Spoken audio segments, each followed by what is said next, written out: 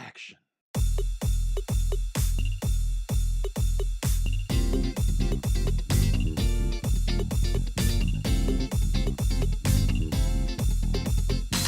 Hey there, movie kings and queens, and welcome to episode 11 of the Real Gay Movie Show.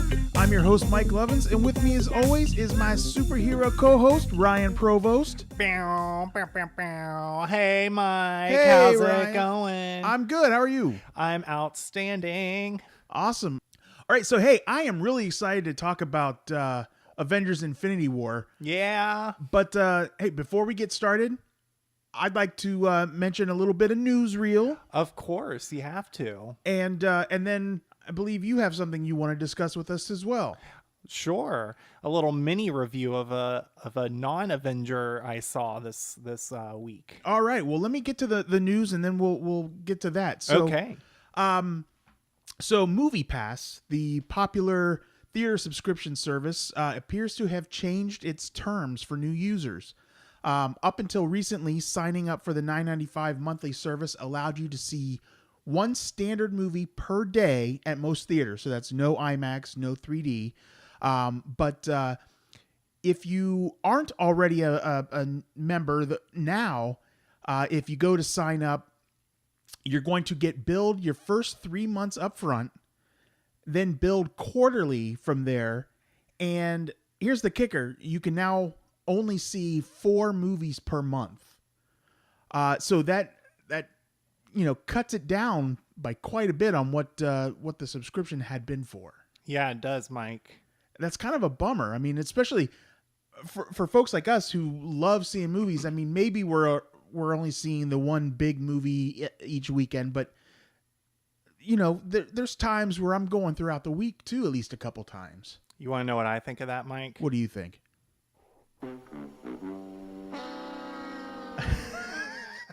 This sucks. That sucks. It sucks. But here's the deal, Mike. It's still fully a great deal. Like I mean, it's still, it is. It's still. I mean, I don't know how they're making any money. I don't know how if they've figured out how to monetize their business model yet, because MoviePass pays the full price of the ticket to the movie theater, right? And so, the difference between that $9.99 I'm paying every month and all those movies. You see, I'm guessing they've been operating in the red this entire time and now are trying to reel it in, especially because, I mean, their numbers of members have just skyrocketed. Right. It's got great word of mouth. And I mean, it's a really great service. And so I don't think it's that bad. It's still a great deal. I mean, it's still very much worth it. They haven't taken away anything that makes it less worth. What am I going to do? Say, screw MoviePass. I'm going to get rid of it and pay full price for all my movies now. Well, and from what I understand, if you are already a member, before they change that, you are grandfathered in to still getting the unlimited or the. Well, call me granddaddy. Yay. But I did notice that when I went to go see Avengers for the second time last night that I had to pay for my ticket, and I was none too pleased about that. So that's actually always been in the rules, but it wasn't really enforced. But now they are enforcing the only see it once rule. That's dumb. Yeah, it is. And I mean, obviously there's ways around that. You could. Oh, I don't worry. I've already figured out my way around it. The problem is I have to see at least 4 movies a month for the podcast. So either way, I'm going to end up having to pay for it, I feel like. My fear is that it's just eventually going to go away altogether. Like if it does get switched and I only get to use it for $10 for 4 movies is still a good deal, like you said. But if it goes away altogether because they can't maintain it, then I'm going to feel like I had been spoiled, and now it's like, shit, now I got to pay for every one of these movies. Yeah. I don't know. I don't think it will. They got to find a way to monetize it. I mean... Well, I know that they've been doing advertisements, like as far as like they'll feature a movie on their app, so it'll come up and, so they're getting sponsorships then from that particular movie. Right, because there's enough subscribers to where they could go to studios and be like, hey, you want to get some extra butts in the seats for your movie, pay us and we'll put it at the very top. Or they may even get to a point one day where they say, okay, these movies are allowed. You can use Movie Pass on these, but not these. And, They've already done that. oh, they have? Yeah. So when Red Sparrow came out, that same weekend, Death Wish came out, and they were heavily advertising Death Wish on their site. Well, then it turns out that a lot of people went to go see Red Sparrow, and it was coming up on the app saying that movie is not available. So in certain areas, they were blocking that movie on that weekend. And then the next weekend, it was back being available. So they've already kind of done some of that kind of stuff, but they've done it kind of in a shady way. Yeah. Yeah. And I don't know if yours has done this yet, but mine has. Do you have to take a picture of your ticket stub? No, I haven't had to So do they're that. testing this new thing where now, in addition to checking in on the app and then using the Movie Pass card to buy the ticket, they've selected people, and I got selected, of course, where after you buy the ticket, you have to take a picture of the ticket stub. So how do you know that you have to do that? I mean, does a notification? Yeah. As soon as you check in for the movie, Yeah. there's a thing that opens that says, click here to take the picture.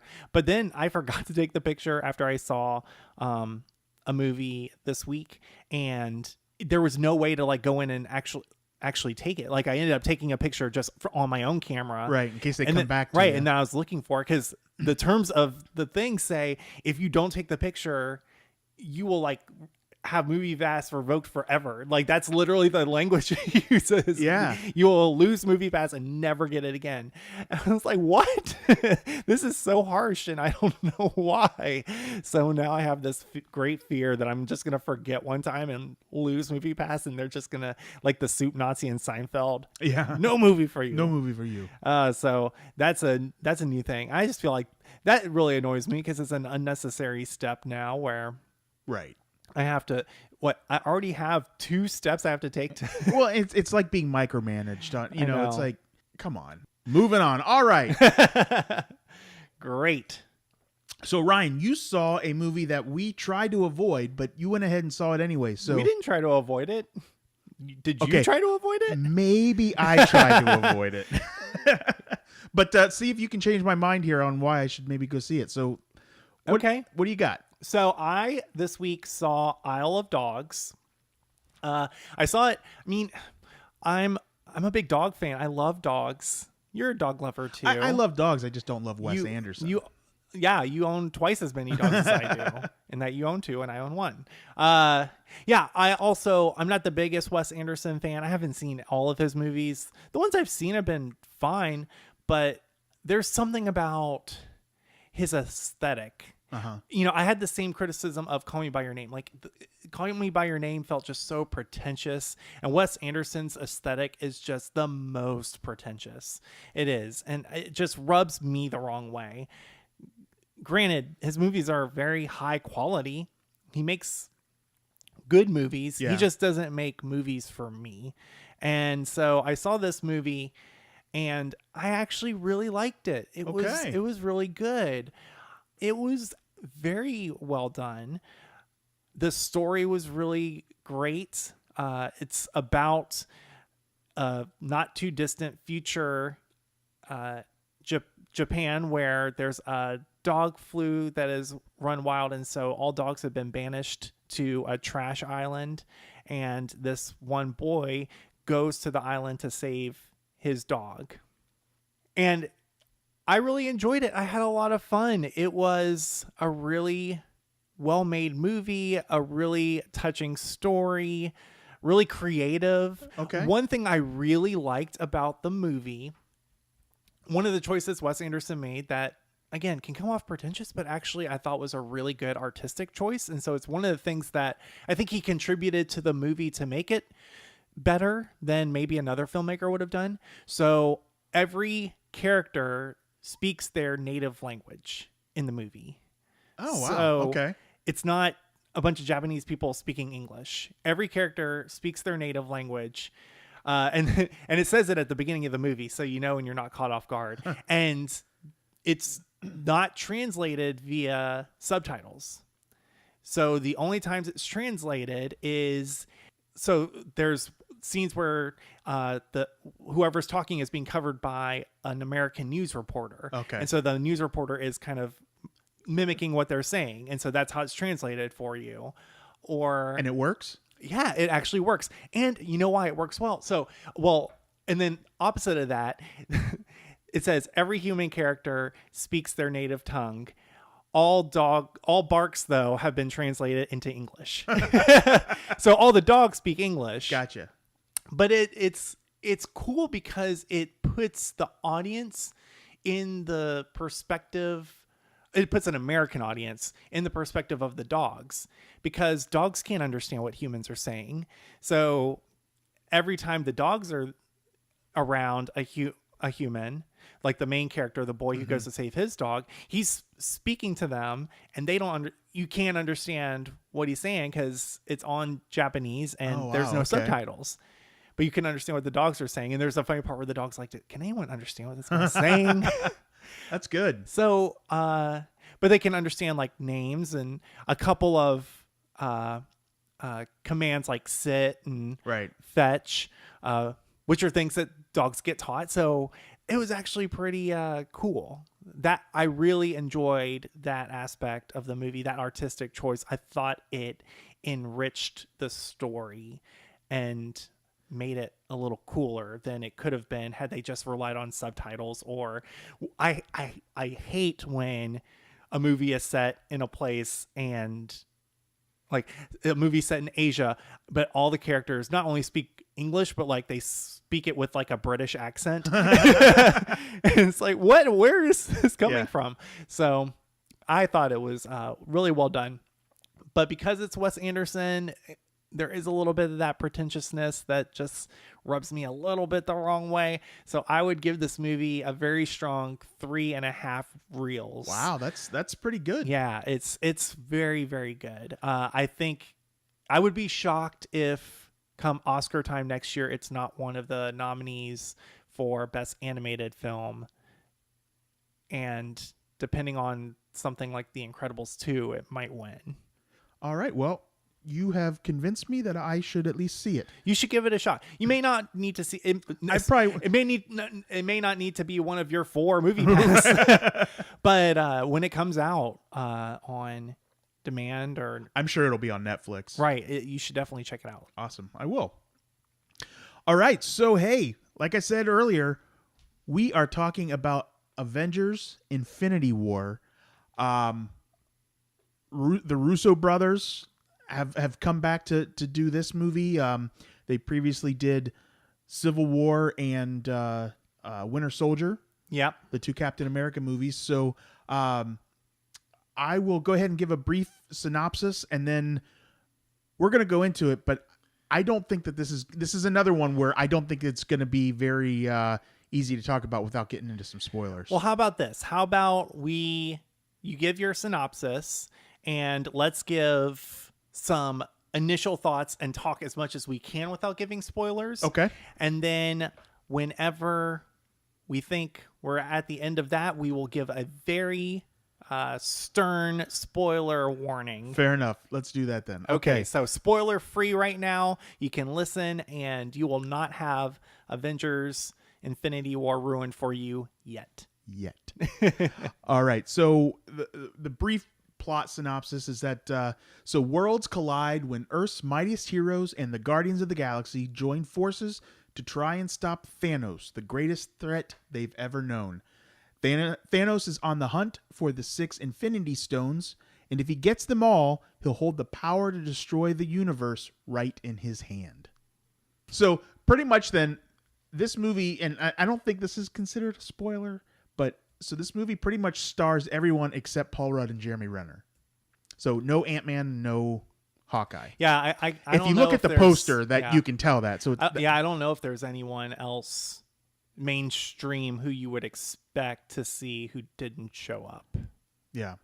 So I will let you kick things off here. What are your initial thoughts here of this movie?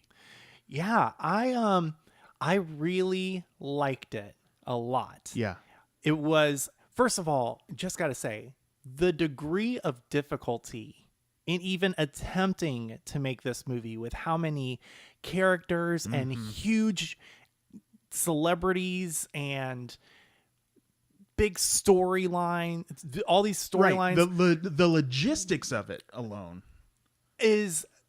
it's probably one of the most difficult movies that has ever been made. Like, I was thinking of things like, okay, not only everyone's focused on all the characters that are in it, not only do the filmmakers have to think about all these characters in it, but think about this. They had to think about all those characters' histories with each other over the last 18 movies. Right. So who actually knows each other? Not all these characters in the Marvel movies know each other. Not only that, but it's been a while since some of the characters have interacted. And so there are scenes in the movie where a character will see another character and then they'll talk about something and you'll be like, oh yeah, they don't know what's happened since several movies ago. And so they have to get caught up with what has been going on and the dynamics of relationships and those kinds of things. And having to storyboard all that and think about that as the filmmakers and the writers and everything, I think that alone was probably a very difficult task. Right. Well, and plus you've got to do some of that character exposition to get the characters caught up without making us feel like it's pure exposition, because we've been on that journey. Right. I mean, the benefit is we, the audience, know all these characters, but in a way, they still had to explain who some of the characters were to other characters because they were meeting them for the first time. So when Thor meets the Guardians of the Galaxy, there's a few lines about, who are you? Right. What's your deal? you know? And that is, they did all those things about as good as you could have hoped they would have done them. Yeah. My only gripes with this movie would probably be around just how much they may have highlighted some characters. Okay. There were some characters, and I'll get to this more in detail later when we're talking a little more spoilery, but there's some characters I personally didn't care about as much who had really, really big roles. And there are some characters who I could have used more of, who either had more limited roles or still had a lot, but I would have even wanted more from them. But when you're making an almost 3-hour movie, you have to make those choices. Right. And there's just so many characters, so many storylines. I think they did about as good as they could have done, considering that this is probably one of the most difficult movies, I think, to ever have been made. Yeah, I would definitely agree with that. I mean, it's if you could wrap this movie up into one word, I'd say ambitious. Oh, absolutely. So ambitious. But it definitely paid off. Yeah. Yeah, I loved it. I've seen it twice now, because the first time I was just so in awe of everything. I had to see it a second time before I could talk about it. Right. It was just so much going on. But in a good way. Yeah. I know. It's a movie that you almost feel, if you're a Marvel fan, you feel obligated to see a second time just to make sure you understood everything that happened, because that is one thing about the movie. There's so many. So basically, to make all these characters work, they all split up. And so that is something that can kind of be a criticism, maybe, is that you have to follow essentially like 5 or 6 storylines the entire time. So it jumps from back and this forth, storyline to this one, and then back all the way around. And it can be hard to keep up a little bit, because you're like, okay, where are they going? What are they doing? Why did they go here? Do we even... And again, there's 18 movies worth of knowledge that we all are supposed to have. And I've seen all of the Marvel movies, but even during certain parts, I was like, have we been to this planet before? Is this a character we've met before? Who is this? What's their deal? So the funny thing is talking about, okay, there's been 18 movies and we've been along for the ride, but I actually heard somebody say that they thought that you could go into this movie without having seen the other movies. I don't see how that's possible. I think you can. You would have had to. You have would at least have seen a couple. lot of questions afterwards. 'Cause I mean, absolutely, you could see the movie. I mean, I'm sure there are people who probably are seeing the movie who haven't seen the others. So But it would be very difficult. It builds on it means more to you if you know what came before it, of course. I've told people, I said, that have asked me, like, what would you consider the prerequisites to seeing this movie? If I haven't seen all the Marvel movies, what should I at least see to get caught up? And I've said probably the first Avengers movie. Mm-hmm. And then from there, I definitely think you need to have seen Black Panther, Thor Ragnarok, and Guardians 2. Like the three most recent, and probably Civil War. I haven't given a lot of thought to that. One of the people I saw it with the second time I went hadn't seen Ragnarok. And so I said, ooh, the beginning of this movie might be a little confusing because it literally picks up right at the end of that movie. And so you might be like, why does Thor have that haircut and only one eye? You know, which is all explained in Ragnarok. So that could be a little difficult, but I feel like no matter what level of familiarity you come in with, I mean, you know, there's 18 previous movies. Right. So if you go to see this and you haven't seen any of them and you come out like mad that you didn't get enough explanation of what all this was, it's like, bitch, this has been building up for 10 years. Right. You had time. So it's your own damn fault, you know? Yeah. So I feel like people probably went in with as much as they needed to get what they wanted out of it. And if anyone did not see all of the previous movies and feels gypped that they didn't know enough going into this, that's more on them than the movie, I feel like. Oh, I absolutely. Well, hey, Black Panther's still out there in the theater, so go ahead and go see that too if you haven't. Yeah. But so I'm gonna say that I would strongly recommend seeing this movie. I would too. Another general thing I can say without getting too into spoiler territory is just be prepared. It is dark. Especially towards the end of the movie. It is not there. Of course, it has the standard Marvel humor, right? Jokes throughout, very good, which is done very well too. By the way, of course, Marvel has that. It's almost like a formula, and they just have that nailed down. But it gets very, very dark to the point where, you know, I saw kids in the showing the second time I went, and I was thinking, are they old enough for this? Like, is it going to really affect them? Because I mean, people were crying in both of the showings I went to. That's silly, but people were literally crying. I heard sniffles because of how emotional the ending of this movie is. And it is. I mean, I got a little choked up too. But I can't say much more than that without giving some stuff away, so I won't say much more than that. Yeah. The only thing I'll add is that just that culmination of the last 10 years, the last 18 movies pays off. Right. And I'm just bummed that we have to wait a whole nother year now to get that second part. Yeah. But I guess thankfully it's only a year until that second part.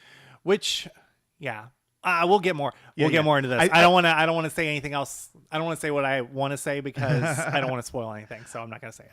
All right. Well, tell you what, folks, if you haven't seen the movie yet, at this point, then you might want to take a look at the show notes and move ahead then to our recommendations and all that stuff, and then come back and listen to the rest of the episode after you've seen the movie, because you're about to get spoiled.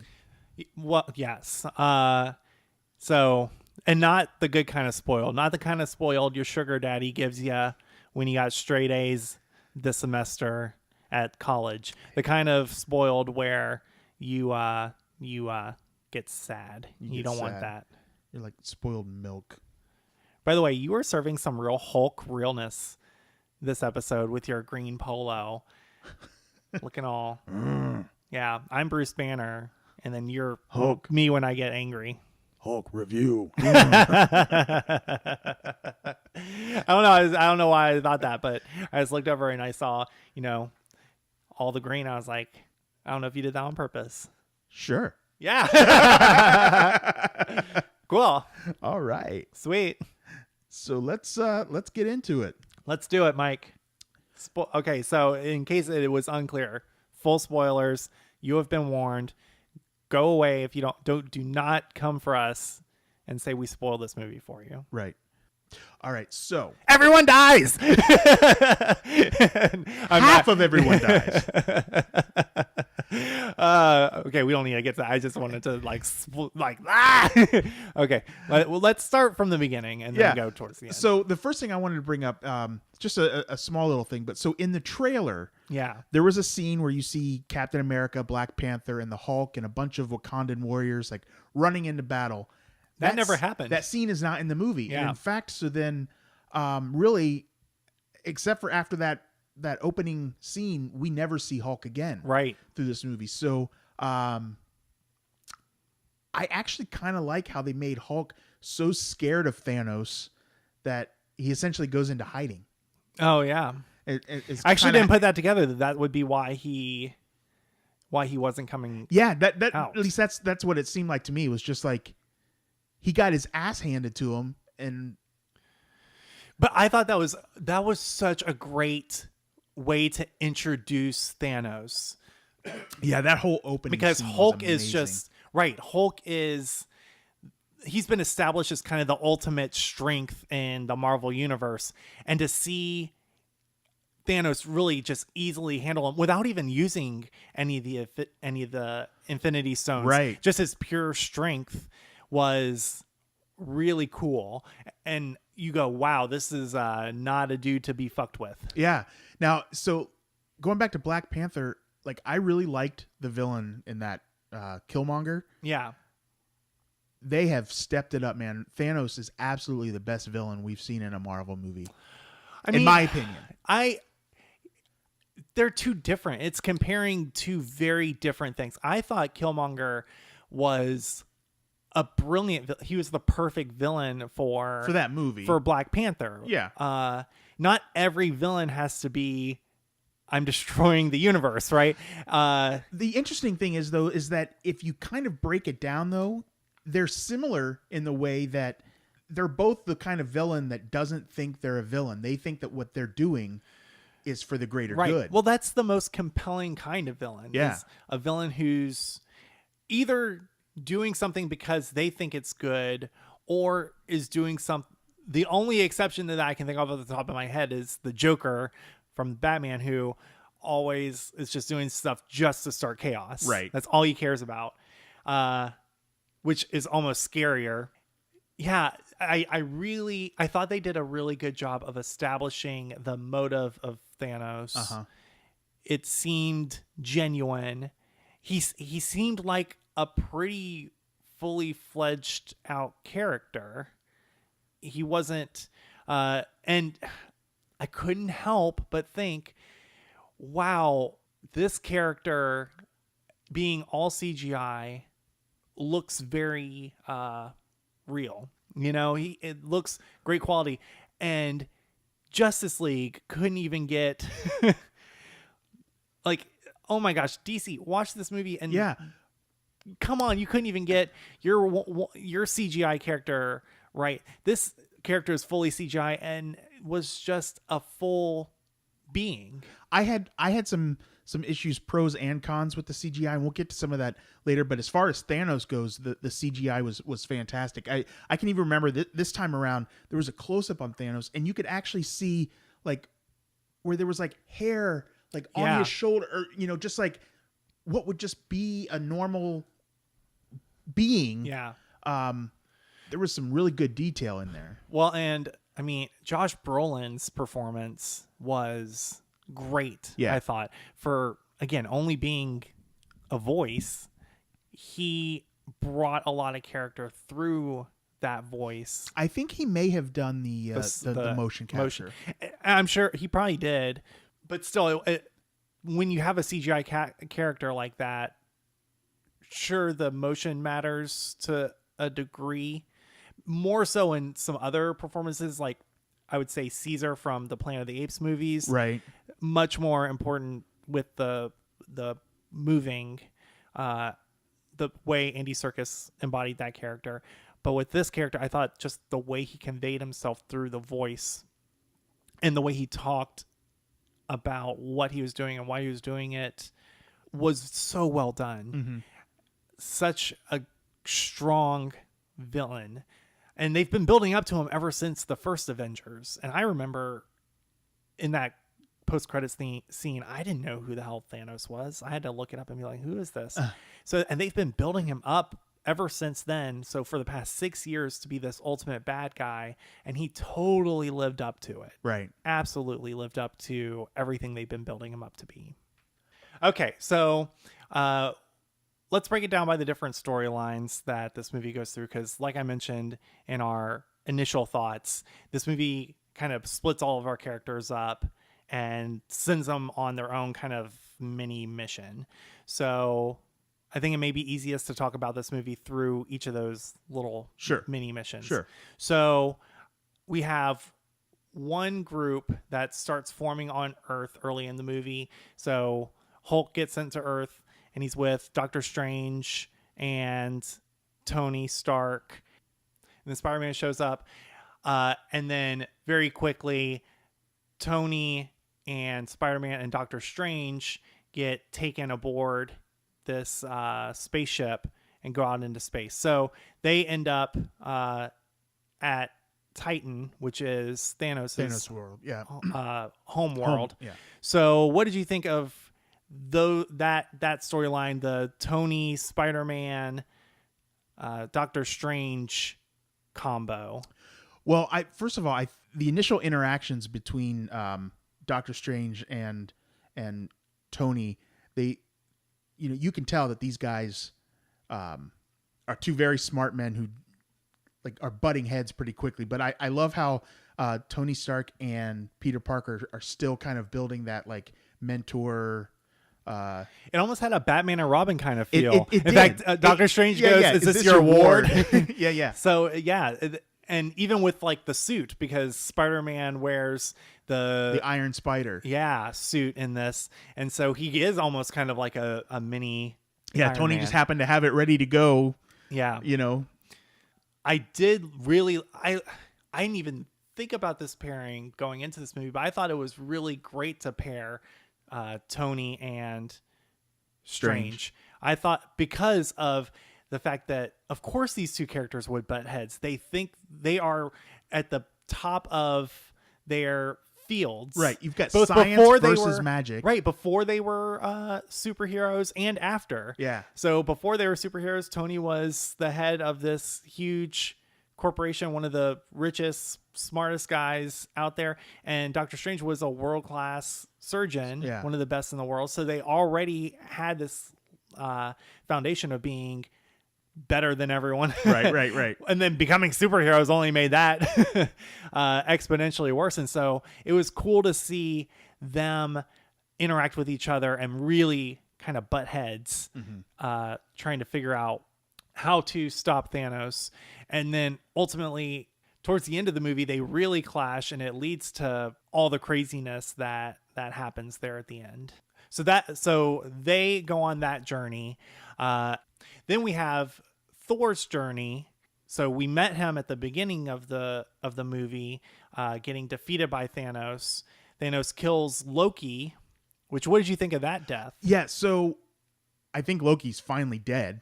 Yeah, I think this is I thought that was, oh my God, this is a real final death. Yeah. I don't think Loki's coming back. Yeah. Same with Heimdall. Yeah, and that's actually one of my questions for later, about some of the deaths in the movie. But first of all, I love Tom Hiddleston, and if Loki is really finally gone now, I'm bummed. But I think that he's kind of played his part. Yeah.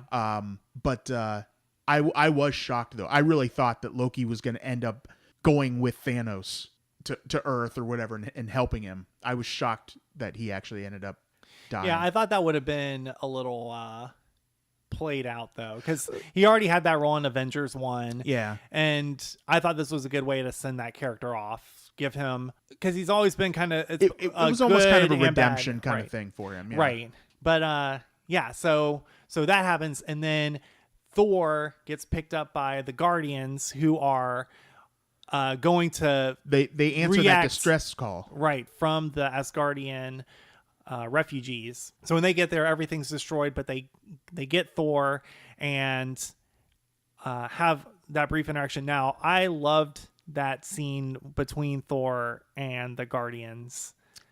Yeah. Oh yeah, that was a highlight for sure. That was definitely a highlight of the movie. I love how Star-Lord is like trying to imitate. Oh my gosh, yes. That was one of my favorite bits of the movie, was Chris Pratt doing the Thor voice. Yeah. And you will not take this ship, sir. That was just so. Are you mocking me? Are you mocking me? That was great. Yeah. I love how Thor was constantly referring to Rocket as Rabbit. Rabbit. That was great. Yeah, their dynamic was really cool, a lot of fun. And then they immediately split up. Right. And Rocket, Groot, and Thor go off. So Thor has realized, we are dealing with a very dangerous dude. We need our heaviest artillery for this. So they go off to get Thor a new weapon, since his hammer was destroyed in Ragnarok. So he goes to get a new weapon that could defeat Thanos. And then the Guardians go on their own journey to stop Thanos from getting the Reality Stone from the Collector. Right. So from there, what did you think of Thor, Rocket, and Groot's journey to get? I thought that was actually probably one of the least interesting story. It's a story that had a purpose, but we didn't need a lot of time on, and I don't think they spent too much time on it. It was just, I think that plot line was maybe dragged out a little bit. I thought it was fine. It didn't drag on too much for me. If any part of it did, the whole spinning the rings to get the sun to that's ignite exactly what I'm talking about. was just, yeah, they didn't need to make that. I think they didn't need to build it up to be this super difficult thing to do. They could have just been like, Thor could have just been like, okay, let me get this going, and done it, and not make it. That's actually exactly what I was talking about. So Right. I think that could have been sped up just a little bit. I mean, going there, great, whatever. But I didn't think they needed to make a huge deal out of making this new weapon. Yeah. So they're off doing that, and then the Guardians go off to find Thanos. What did you think of the Guardians and Thanos? And even we'll go into then Thanos and Gamora. Yeah. So as they're on their way there, I really liked how they kind of reinforced this relationship that Gamora and Star-Lord have been building. You know, you kind of see that they're, you know, her whole promise me, if he gets me, you'll kill me. You know, they're in love and he doesn't want to do it, but he promises anyway, which then that gets tested. Yeah. Beyond that, like, I love the Guardians, but I kind of feel like Drax, who's supposed to be this warrior, is becoming so much of more of a just comic relief. See, I don't have a problem with that. I think they found something great in making him a comedic character, because this movie, with how dark it gets, runs the risk of being too dark. I guess so, but I've been kind of feeling that with Drax since Guardians 2. But see, I liked that turn with the character. But I'm also, humor is my thing. I love making any character, for the most part, kind of funny. And I think they've done it in a really smart way with him. I mean, one of the hardest laughs I got in this movie, and one of the hardest laughs I think the theaters in both screenings I went to had, was the scene where he said he was completely invisible. Yeah. That was great. Because he's not trying to play as a comedic character. His character just happens to be it's very dry. funny. Right. So I thought I like that. I didn't have Okay. I didn't have a problem with that. What I did like about it is I feel like this could have, of all the storylines, this is the one that probably could have, this could have been, take that story out, make it longer, and that could have been Guardians of the Galaxy 3. Right. You know what I mean? Like Yeah. they could have just made that movie with the culmination being Thanos getting the Soul Stone, and that would have been, can you think about that as an ending? The part where Thanos gets the Soul Stone by sacrificing Gamora, and that being the ending of that movie to then set up Infinity War. It could have gone that way. I'm not saying it should have. I like what they did, but if you were saying, okay, we need to cut something out of this movie to make it a little shorter, that's almost what you could cut out, is make that Guardians 3, maybe have, Thor in it for his part, but Right. But yeah, they always make a point to split up the Guardians too, don't they? They do. That's always their first instinct. Whenever they have a mission, they need to go on, let's split up. Rocket and Groot go this Do way. these people even like each other? It's their standard for whatever reason. Every time we meet the Guardians, they're together. But then whenever Then they they split encounter up. something, it's okay, let's go our separate ways. Yeah, well, I think that's the only way to have multiple plots going on. Exactly, I know. But But I say that about this could have been Guardians 3 in a good way. It was a compelling enough and a complete enough story to where you could have fleshed it out and could have been its own movie. Whereas some of the other stories were so dependent on everything else going on. sure, but I think that emotional scene of Thanos getting ready to sacrifice Gamora was good for this. It was. So it kind of comes back around, and we'll, as we go on, we can talk more about this. But later on, when Thanos is talking to Scarlet Witch, saying, "I understand how you feel," Right. Kind of refers then back to what happened with him and Gamora. So I definitely think at least that was necessary for this movie. Oh, no, I'm not advocating that had happened.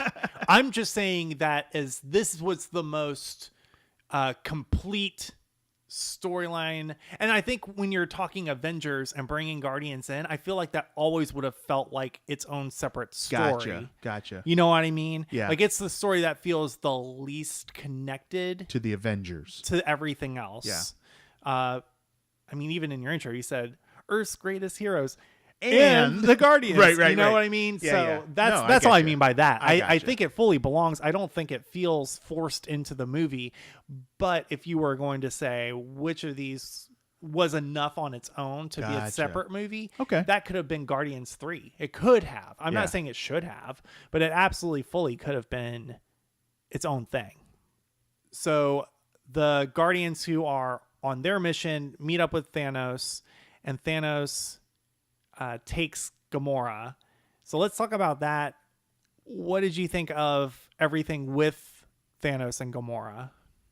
I thought that all of that was really good. Reintroducing Nebula and her part in there too when they're on Thanos' ship.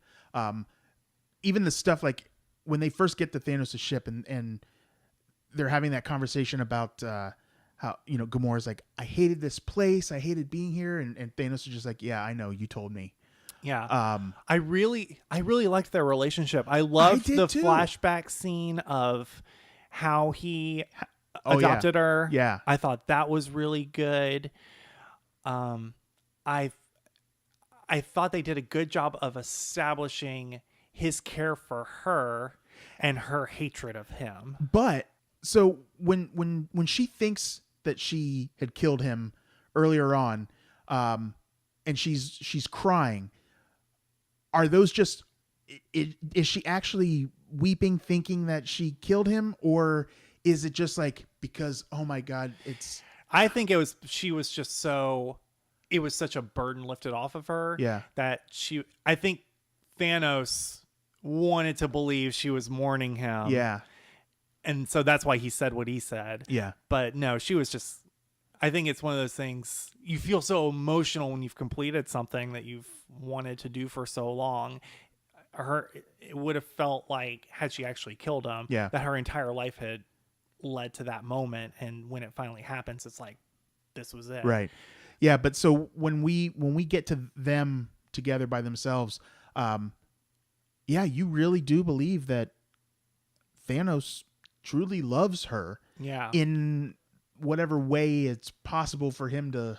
Well, I mean, that was the thing about Thanos, is he didn't exhibit any hatred for anyone in this movie. He didn't do anything out of hating anyone. True, very true. All of his motivations were honestly out what he thought was good, what he thought was best. I mean, he even says to Tony Stark towards the end of the movie, yeah, that, you know, he respects him and hopes that people, the half of humanity that's left, remember him. Right. Like he doesn't hate the Avengers. He doesn't dislike the people he's fighting. He's doing it for what he thinks is the greater good. And they just don't understand. Right. It. And so it makes sense that, you know, he would have a great sense of love and pride for his daughter, even though she thinks he's a monster. Now, there was the big reveal of Red Skull in this. So, what did you think of that? I was not expecting that at all. I was shocked. Like, I kind of like how they kind of used the idea of the Tesseract then sending him off to this whatever that wherever that was that the Soul Stone was. I can't remember the name of the planet, but how he's just become this like kind of like guardian of it. Right. It's weird. Right. But I kind of thought it worked. I did too. I mean, I don't know why the thought of anything lasting forever really like is crazy to me. And so I like that the explanation was his curse for seeking something was that he would have to guard it forever without ever being able to possess it. That was kind of cool. And I thought it was a really great use. There are some characters that come back from the MCU that you don't expect to see.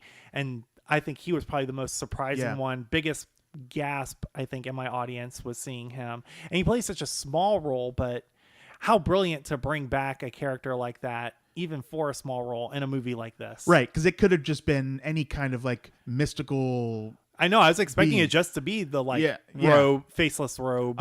In fact, at first, even when they first revealed his face, I wasn't 100% positive that it was Red Skull, but until he gave the explanation of how he had held one, and and that kind of sealed that. But no, I liked that reveal. Yeah, that was a great. Again, they use the characters for the most part very well in this. It's just so impressive. Yeah, it's so impressive how they brought all this together. I tell you what, 100% kudos to Kevin Feige. Yeah. I don't think that they could have done this without him. And I think that that's where DC is failing. I mean, I thought maybe it could have been better with Zack Snyder. Oh, the Justice League? No, all of the Marvel stuff. Oh, Jesus Christ. Whew. Like, whew. Here's the thing. You tell dad jokes constantly and expect laughter out of me. I use sarcasm as a second language, and you act like I need subtitles under me. Sorry, I was just reading what you were saying. Shut up.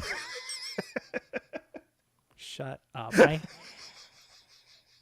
hate everything about you right now. Yeah, it's really, really impressive how all this has woven together. I mean, it was already impressive that all these movies exist in the same universe and have to exist within the framework of what is being built, but do it in a way that makes sense to where all these movies can be their own thing, even though they exist. Well, and it beyond that then too is to also be able to plan ahead for what's got to come still. Right.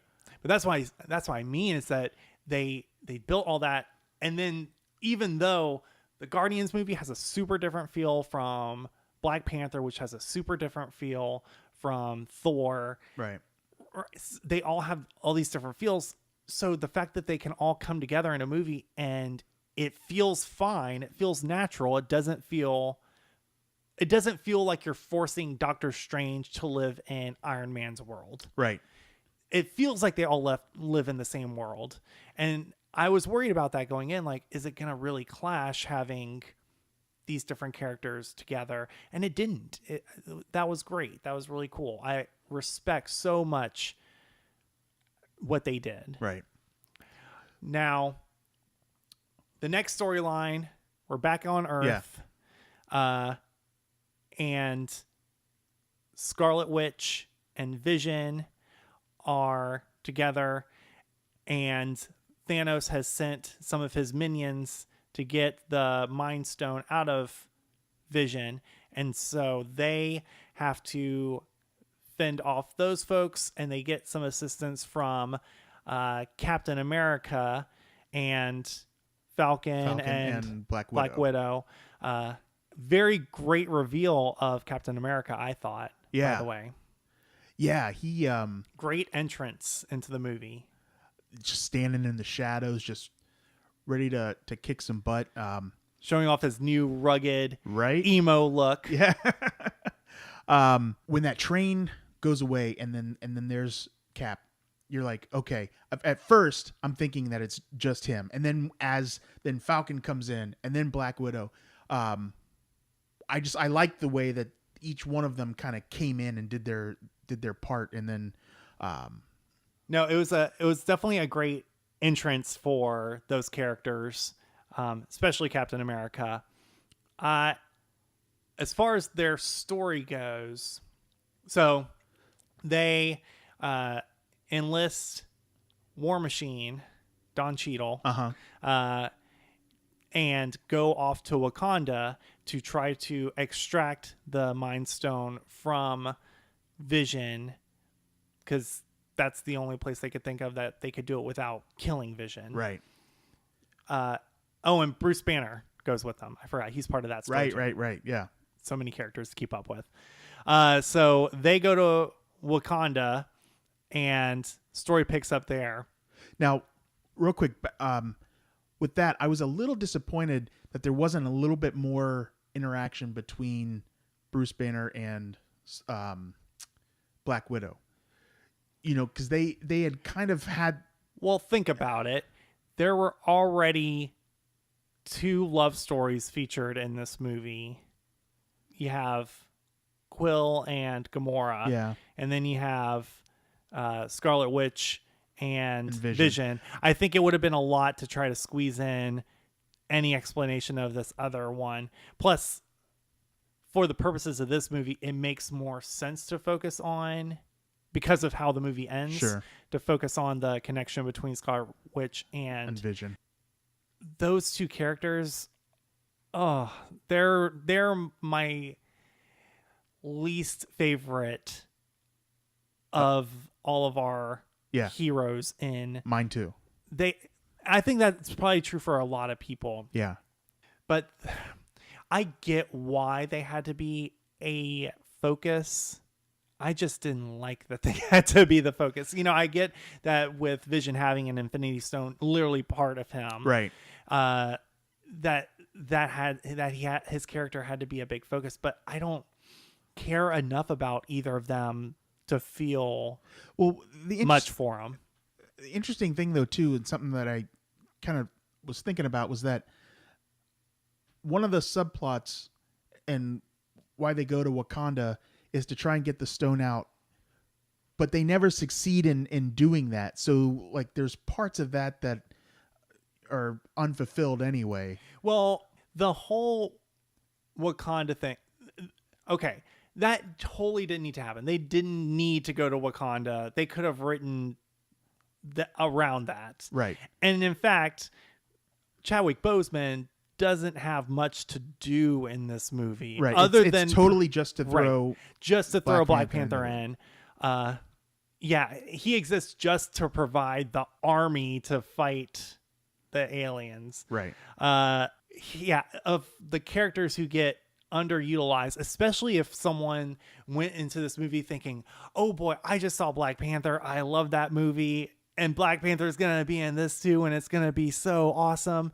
I feel like those folks may have been a little let down just by how little Black Panther, not only, I mean, of course, with this many characters, he wasn't going to be the everything, focus, right? But just how insignificant his character was, like just how easy it would have been to write off the entire Wakanda scene. Right. They could have found some other neutral place to where the battle happens. Right. But again, this gets back to my same point with like the Guardians storyline. Yeah. All that could have happened, but it fully is the perfect choice. This was I mean, it's a great natural way to fit in Wakanda and Black Panther into this movie. Was of course now that Wakanda has opened up to other nations. I loved when the line about wanting the Olympics in Starbucks. Yeah. I also loved the when Suri was kind of doing her thing with Vision there and kind of like showing up Banner on Science. Right. I know they did a great job of establishing. I love that character, and they did a good job of establishing her as the intellectual equal of these brilliant people. So I think it makes the movie better that it's in Wakanda. It just fully was unnecessary. They didn't need to, but it's the movie's better for it, right? For sure. I would agree with that. They didn't know that Black Panther was going to be as successful as it was. That's true. And when all they of this made was this already choice in the works. Right. They made this choice not knowing how Black Panther was going to be received. And so the fact that so much of it takes place in Wakanda, one of the biggest battle scenes in the movie and a significant portion of the movie, I thought that was really, really cool. Really worked out well for them. Again, everything just falls Marvel's way. Everything goes right for them and nothing goes right for DC ever. Poor DC. Except Wonder Woman. Wonder Woman's the one thing. Everything else goes completely wrong and everything goes right for Marvel. And I think it's hilarious. That is such an accidental thing. Like Black Panther could have been a disaster and then so much of this movie takes place in Wakanda. Oops. But no, they just execute everything so well, and that's not an accident. I mean, they hire brilliant directors, very creative people, very smart people to do all these things, and it just all works out so well for them. Right. Well, and they've got that story group that just work so well. Yeah. So before we get into talking about that third act and what happens there, let's talk about the use of these characters in general. So we've kind of broken up what all the storylines are. Are there characters you thought really shined in this? Are there characters you thought you wanted to see a little more of? What did you think? How would you kind of rate some of those? I would have liked to have seen a little bit more Thor, but maybe in a different storyline than he was in. Yeah. Like I loved that he got his new hammer and stuff like that. It's an axe. It's Mike. an axe. It's an axe. He has an axe to grind. Well, let me axe you this. I think that's your first dad joke I'm legitimately laughing at. Continue. Okay. So, but Thor has become like probably one of my favorite of all of these Marvel characters. Isn't that crazy? Yeah. I mean, he's not bad to look at. That doesn't hurt. Oh, but he is not. But I'm gonna hold on. I need to change my shadiest take for a minute. No shirtless Chris Hemsworth. Right. Oh my God. No, that he is keeps my his shadiest stupid take. shirt on the whole stupid time. Right. No, but so if there had been a way to kind of streamline him getting his axe and being more of part of the story, I think I would have liked that personally. Yeah, and say this knowing that some characters were just going to get the shaft, right?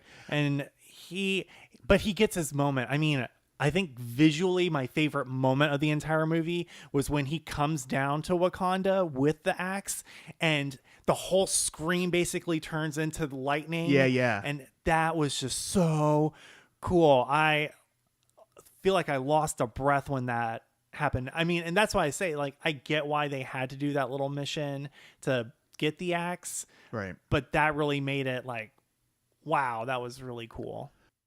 I think a character who was in a good bit of the movie and I still wanted more was Spider-Man. I'm loving this iteration of Spider-Man.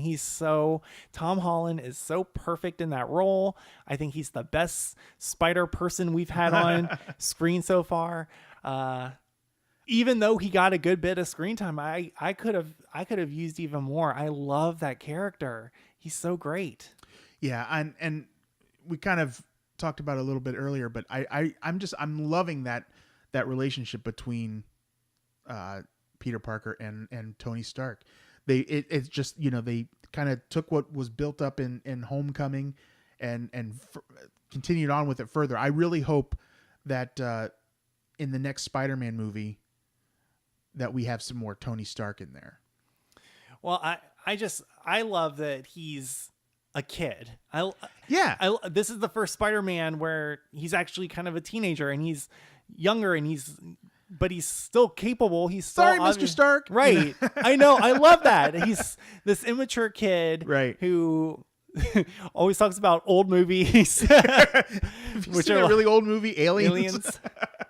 I love that running gag that continued from Civil War, where every movie he references, by the way, is a sequel. So, have you seen that old movie, Empire Strikes Back? I think that part's funny. And that how they keep that running. So yeah, he's just such a great character. They've really nailed what the perfect Spider-Man is. Yeah, I agree. Thought that was great.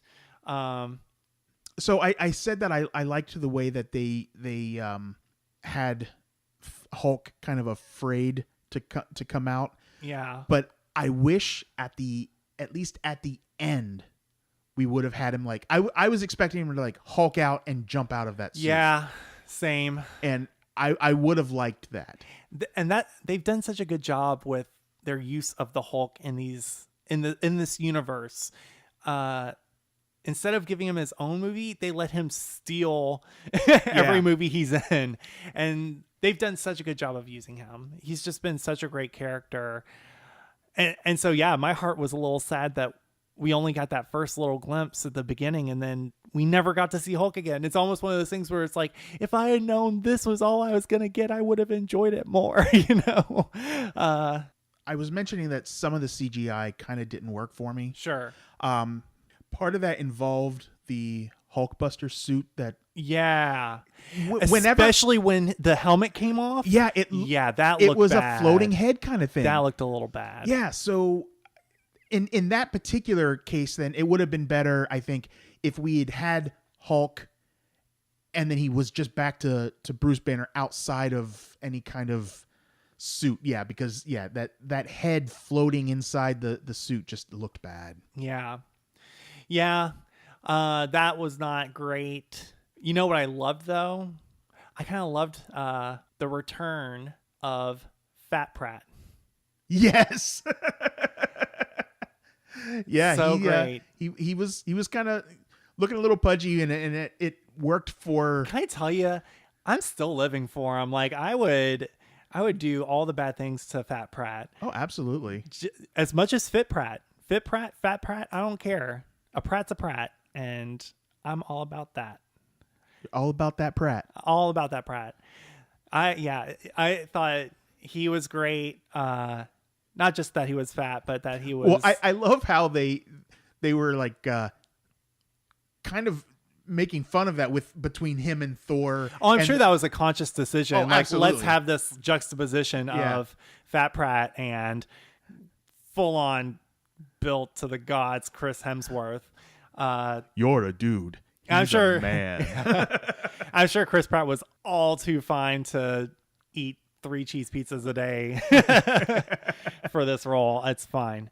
So I really liked his character. The only thing I hated about his character was there in that scene where they are executing their plan to get the gauntlet off of Thanos' hand. It seemed, even the second time I saw it, I was like, why can't you wait and punch him into the face until after they get it off? Yeah. They're so close. Why can't you? Once they get it off, he's even going to be weaker and you can really kick the shit out of him. Why do you have to do it when they're in the middle of saving the universe? Well, patience has never been Star-Lord's top quality, though. I know, it just killed me. Yeah. And then the second time, knowing that he was going to do it, I was like, you motherfucker, stop. Calm down. You will have your chance to kick the shit out of this purple asshole in just a minute. But, so that was, I mean, I know they had to do it, but that killed me. I was really sad about that.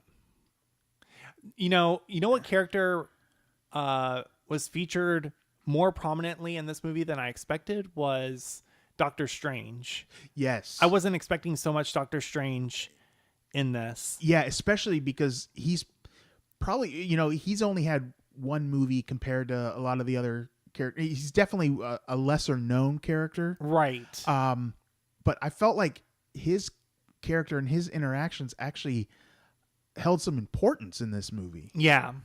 Oh, for sure. And I really liked him. I liked him maybe even more in this than in his own movie. Yes, I agree.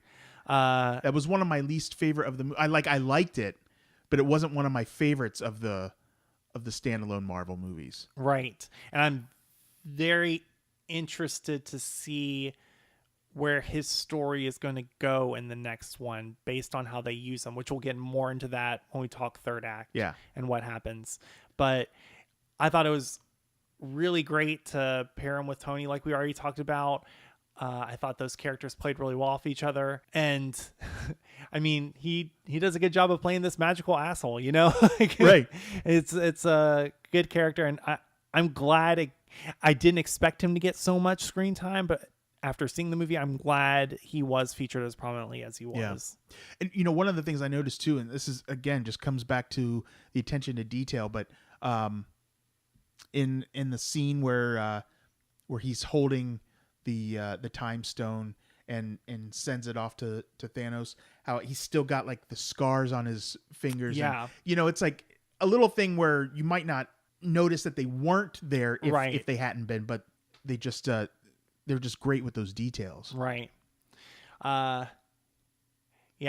And then there are characters who are just kind of there. Like Falcon is just kind of there. Falcon's just kind of there. War Machine's just kind of there. Yeah. The other guy from Doctor Strange, I'm forgetting his name, but so all the minorities, basically. Wow. Black Panther, Falcon, War Machine. The Asian dude. They were all kind of the secondary characters. Wow. Oh, it's true, though. Hey, well, one of the main characters is purple, so come on. It's true, I guess. But they did do that, didn't they? Yeah, they did. But they get there. Those are characters that have small parts that don't even really get moments to shine. Like Falcon doesn't even get really a moment. He just kind of gets a scene or two where he attacks somebody and then that's gets it. dropped out of the sky. Right. Right. Or like says a line to somebody and that's it. Which I mean, hey, easy payday for Anthony Mackie, right? Right. And like, Don Cheadle. I'd do it. I don't have to do much. Okay. And that's the thing, they got all these people together, but some of them probably only had to film for like a couple days. Right. But whatever. So yeah, any other characters you want to talk about? Just going back to Cap, I like the way that they kind of made him. I mean, he's still Captain America, but he's more Steve Rogers, right, than he is Captain America now. Yeah, I mean, except for like Vision every now and then referring to him as Captain. Yeah. He's pretty much just called Steve Rogers. Yeah, I mean, and just even the stuff like with his uniform, it's kind of gone to a black uniform now. The star is in missing. His goth phase. Right, exactly. but the bright star is off of the front. The Avengers logo is off of the sleeve, and you can kind of see the outline. I mean, it's interesting. Look at his character in the first Avengers, and then his character in this, and you're like, what has happened to you? Such a stark difference. Oh my God. Jesus Christ. Anyway. Yeah, actually, we went back and watched the first Avengers a couple nights ago just to... Isn't it funny? So remember back when that movie came out, it's like, oh my gosh, they got all these heroes together. How great is that? How cool, how visionary. And now that looks like such a little movie compared to this. And then I feel like, Tony Stark is just being Tony Stark. He's a very much a focal point of this movie, but he just kind of does his own Tony Stark thing. Can I tell you who I'm glad we didn't get more screen time with? Yeah. Pepper Potts. Yeah.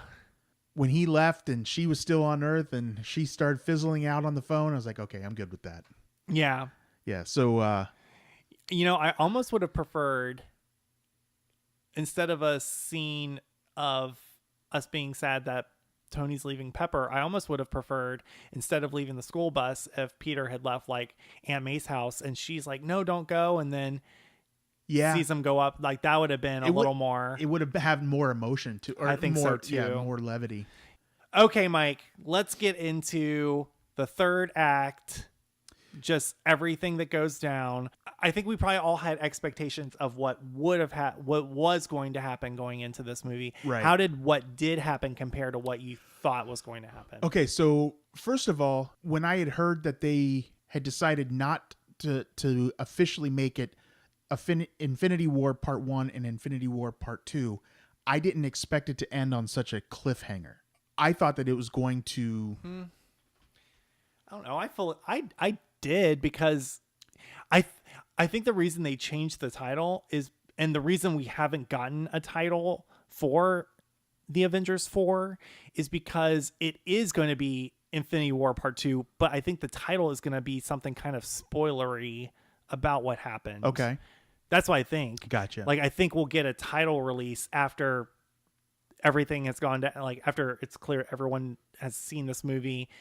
And then maybe at one of the Comic Cons this year, they're going to release the title, because that's always been a big thing, is the title of the next Avengers movie, giving away what the plot is going to be.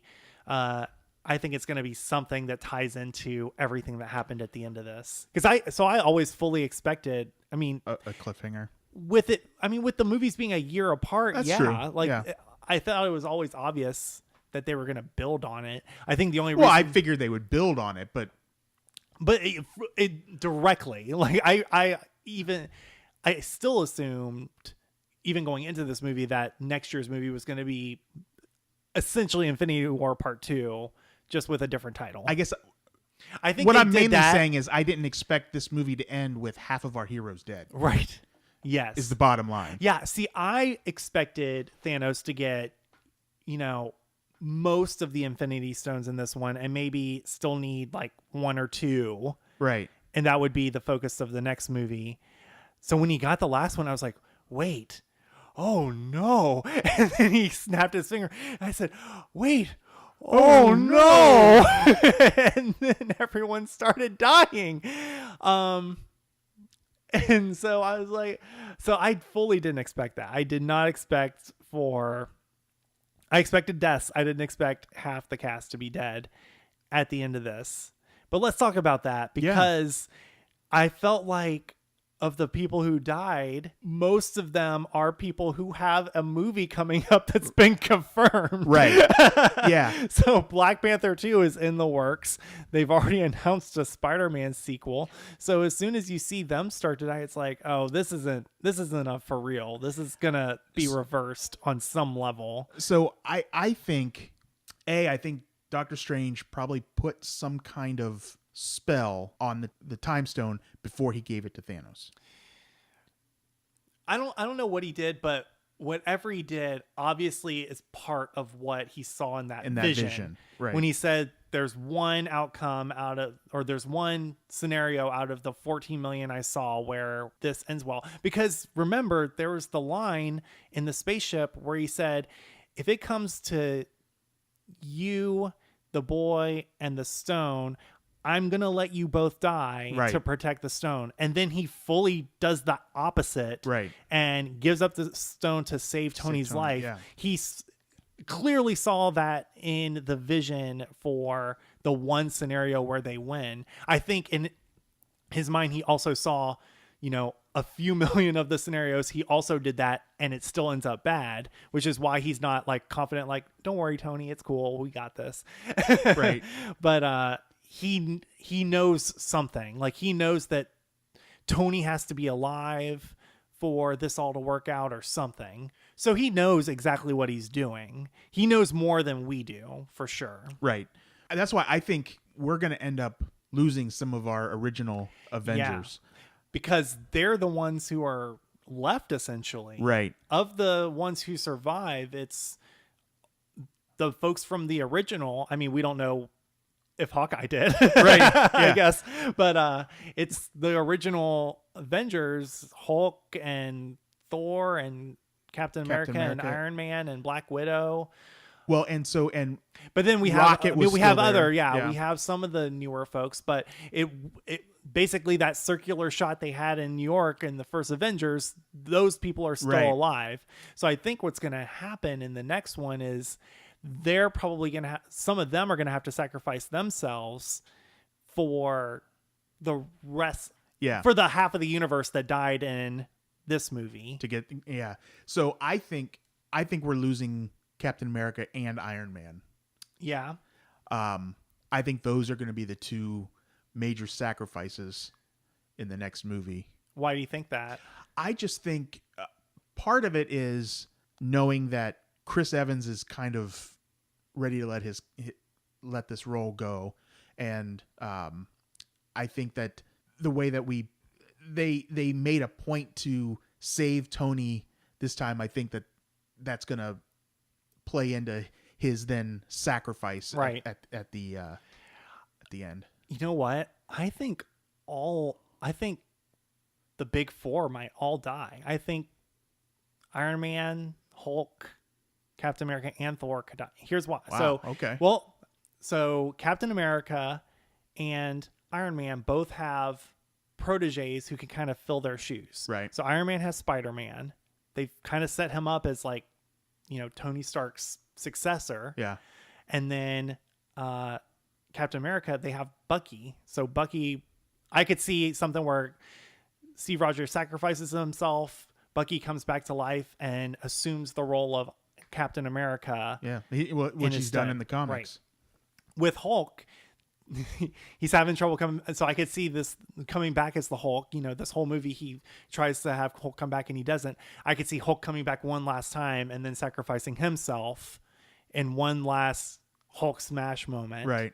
And then with Thor, okay, Asgard is destroyed. Right. All of his family's dead, including his main nemesis / brother.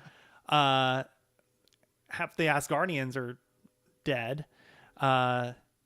So if Thor does come back, what is he coming back to? I think he might be the most likely to me to die because, I mean, they got rid of everything, every part of Thor's origin. Yeah. Well, that's a good point. I didn't think about that. I mean, yeah, Loki's dead, Heimdall's dead, Anthony Hopkins is dead. Yeah, so they've wiped his slate clean. And what better solo ending? I think Ragnarok was a way better final solo movie than Iron Man 3 was. Oh, absolutely. Yeah. Absolutely. And Captain America's last solo movie, I just did the air quotes thing that I criticized you for doing last week. Captain America's last solo movie was Civil War, which was basically Avengers 2.5, yeah. right? So I thought Thor had a really good ending. I think Thor can have a really good "this is it" moment because he's already done. He can end on a high note. Is what I mean. What if he joined the Guardians? That could be a good thing. I would actually like to see that. Yeah. But yeah, well, so I think all four of them, if I had a bold prediction for next year's Avengers, it would be all four don't make it. That is a bold prediction. I personally hope that's not the case, but you're right. That is very possible. I think the one of the four most likely to make it through alive is probably Bruce Banner. Yeah, I mean, you could possibly see him just like kind of like the old TV show. He just goes off and wanders off, and right, he's there in case they decide for some way to bring him back. But right. Well, he's the easiest character to bring back. I mean, heck, they've already switched the actor once, right? Yeah, so they could easily do that. Whereas you're not getting another actor to be Tony Stark or Steve Rogers or Thor. Those characters are set. If anything, in the comic books, they've had a female Thor. If they did anything, Lady Thor, they would do something like that, like bring in a completely different Thor, which I hope they don't actually, to be honest with you. But so yeah, and let's talk about the deaths that did happen. So I think it's obvious Spider-Man's not staying dead. Black Panther's not staying dead. Are there any that you think are going to stay dead who died? I think anybody that died before he snapped his fingers are dead. I don't. Okay. I think Gamora is coming back. Really? I read something that said the focus of Guardians 3 is going to be less on Star-Lord and more on her. So unless it's a prequel, it could be a prequel. She could be dead for real, and maybe Guardians 3 happens before. But they haven't really done prequels. They've really tried to keep moving the story forward.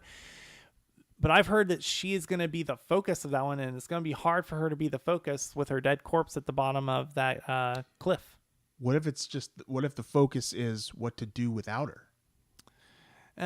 She's such a big part of that story, though. Yeah. So I don't think I don't know. I wouldn't be shocked either way, is I guess what I would say.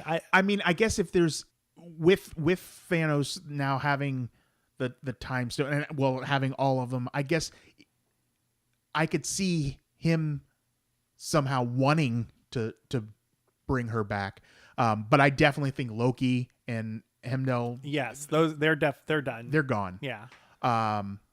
But personally, I think anybody that vanished into dust, I think they're all coming back.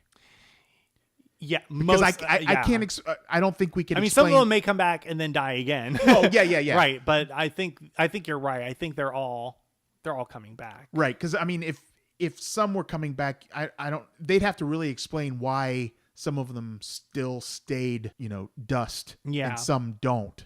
Yeah, that'll be interesting to see. But I think as part of bringing them back, some of the survivors from this movie are going to have to sacrifice themselves. I think it's going to be you were sad seeing Spider-Man turn to dust, huh? What about when Tony Stark, died? And oh my gosh, I thought he was dead when Thanos stabbed him. I thought that was it. Yep. Yeah. Yeah, and you could hear audible gasps in the theater too. I know. They're like, "Oh, this is it. This is the end of him." And then he survives. But I mean, there's a big moment that didn't happen in this that we need to happen, and that is, I mean, these movies all build on each other, but then they also kind of work. Like this next Avengers movie is basically going to be the end of a trilogy that started with Civil War. So it was Civil War, then this, built on the conflict between Steve and Tony. Right. They never had a scene together in this movie. They never talked or anything. Oh yeah, you're right. They never saw each other in this movie. Yeah, and he never made that call. Right. So. There's going to have to be that we got to come together. I don't even know how they think they are going to be able.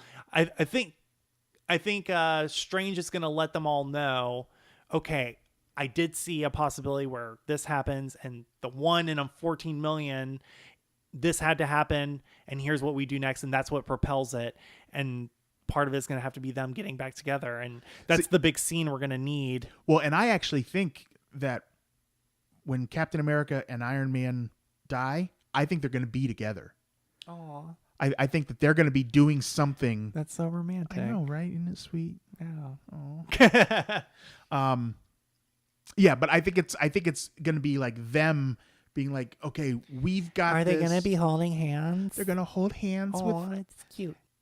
But no, that would be symbolic for them to get back together and then sacrifice them. And that's why, oh my gosh, it makes me think even more. The four of them are going to be together and have to sacrifice themselves. Possibly even Black Widow, throw her in too. I mean, damn, they're not going to give her a whole movie apparently, never. So, I don't know. I know they're still talking about that. I know, but we'll see. but they've been talking about it forever. Yeah. So just to wrap up the main part of the movie, Thanos ends up using the. So by the way, what happened to the gauntlet? It was all mangled and everything. It was mangled, but he still used it to go away. So it apparently still works. Yeah. But it's almost like it used the majority of its power to do what he wanted it to do. Right. But I think that what happened to I think they definitely showed that on purpose, because I think that's going to have to do with like maybe he did something to it that'll end up leading to his downfall. Yeah. I think using that power, I think he's going to come to regret. That's a really obvious thing. Of course he's going to. But I think that merely using it started something that is going to lead to his downfall. Right. Like he could have used the gauntlet to wield all this unlimited power, but because he used it this specific way, it's going to be his reckoning. And that's part of what Strange saw in his vision, is what I think. That all makes sense. Yeah. Now, so all these characters start disintegrating. Let me tell you, when Peter Parker was disintegrating, that was the one that got me. Yeah, that was when sad. he was begging not to die. That was Mr. Stark, I don't want to go yet. I know, that killed me. Oh my gosh, that was so sad. Yeah. Even though I knew, like, as it was happening, the moment I saw, it was the moment I knew this wasn't permanent was when Black Panther. I think he was the first one to go where I was like, oh, they're not actually killing these people. Yeah. I think Bucky was the first one that we saw disappear. And then it starts hitting the others. Yeah, if they really killed Black Panther, I mean, you just saw that movie. Kevin Feige would have like kicked open the door of the Russo's house and been like, okay, we got some reshoots. You just flushed $2 billion down the drain, assholes. You're not killing him. Yeah, I think you're right about that. Suri can go. But so the moment I saw Black Panther disintegrate, I knew that wasn't, but even still, it hit me when Peter disintegrated. Even though, we know he's coming back, it was still just so sad. But that's a testament to how well the movie's made, to where, I mean, come on, you fully know he's not dying for real. They've announced his sequel. Right. Yeah. He's openly talked about it. And so, he's going to survive somehow. But it still was a gut punch. I still was kind of sad. But I'll say this. I mean, you and I are big nerds. We know that the next Avengers is coming, but I'll be honest, the people I saw it with, they know I know a lot of this stuff. So they turned to me, they're like, is that it? Is that all that's happening? What's happening? I said, no. There's a new Avengers coming out next year. Everyone's going to be fine. It's fine. Right. But I think people, do you think that then by them not calling it part one, that's... I think that's why. I think they didn't call it part one to make it be more of a gut punch. Because most of the public who don't follow this stuff like we do just see that, like, doing this podcast honestly has taught me that people don't know as much about movies as I do. Like, I read movie news and all that kind of stuff all the time, and most people don't. And so most people the first time they saw the title of this movie, they probably just saw it as Infinity War and didn't even know that the next one's coming out next year. Right. And so probably went into this thinking, okay, this is just going to be another big Avengers movie. Maybe they knew that, all these characters were going to be in it, but didn't know this whole cliffhanger thing was going to happen. So we're less affected than I think a lot of other, like I said, there were people audibly sobbing in the showings I went to when these characters were dying. Oh yeah. Yeah. I mean, I didn't feel that myself, but but that's because you know something they don't. Right. some of these people were very, very sad. Well, listen, let's talk a little bit about the end credit scene. Yeah. So, by the way, great use of, I'm not even going to say Nick Fury. I'm going to say Samuel L. Jackson. motherfucker. I know. That got me. I was like, Yeah. Oh, how meta. Yeah. No matter love what that. role he has, he's always Samuel L. Jackson. They should have not even changed his name. It just should have been Agent Jackson. Agent Jackson.